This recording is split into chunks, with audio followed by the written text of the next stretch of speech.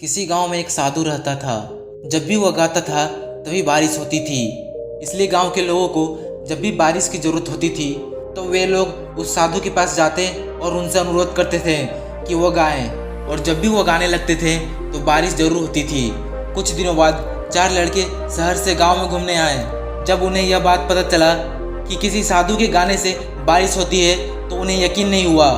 शहरी पढ़ाई लिखाई के घमंड में उन्होंने गांव वालों को चुनौती दे दी कि अगर हम भी गाएंगे तो बारिश होगी, और अगर हमारे गाने से बारिश नहीं हुई तो उस साधु के गाने से भी बारिश नहीं होगी। अगले दिन सुबह सुबह गांव वाले उन चारों लड़कों को लेकर साधु की कुटिया के पास पहुंचे। गांव वालों ने साधु को सारी बात बताई। फिर उन लड़कों ने गाना शुरू किया। पहले लड़के ने गाना शुरू किया।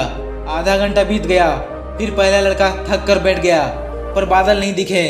कुछ देर बाद दूसरे लड़के ने गाना शुरू किया और 1 घंटे बीतते बीतते वो भी थक कर बैठ गया। बाकी दोनों लड़कों ने भी ऐसा ही किया, पर बारिश नहीं हुई। अब साधु की बारी थी। उसने गाना शुरू किया। 1 घंटा बीत गया, पर बारिश नहीं हुई। साधु फिर भी नहीं रुका, वह गाता ही रहा। गाते गाते 2 घंटे बीत गए, पर बारिश नहीं हुई। फिर 4 घंटे बीत गए, पर बारिश नहीं हुई। लेकिन साधु तो रुकने का नाम ही नहीं ले रहा था।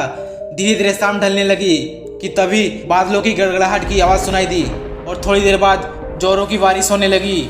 यह देखकर चारों लड़के दंग रह गए और तुरंत साधु से क्षमा मांगी। फिर चारों लड़कों ने साधु से पूछा, बाबा भला ऐसा क्यों कि हमारे गाने से बारिश नहीं हुई और आपके गाने से बारिश हो गई? साधु ने उत्तर दिया, जब भी मैं गाता हूँ तो 2 बात का ध्यान रखता हूँ। पहली बात तो मैं यह सोचता हूँ कि अगर मैं गाऊंगा तो बारिश को होना ही पड़ेगा, और दूसरी बात यह कि मैं तब तक गाऊंगा जब तक बारिश ना हो जाए। सफलता पाने वाले में भी यह गुण विद्यमान होता है। वे जिस काम को भी करते हैं उसमें सफल होने का उन्हें पूरा भरोसा होता है, और वे तब तक उस काम को करते रहते हैं जब तक उसमें सफल ना हो जाए। इसलिए हमें सफलता हासिल करनी है तो इस साधु की तरह ही अपने लक्ष्य को प्राप्त करना होगा।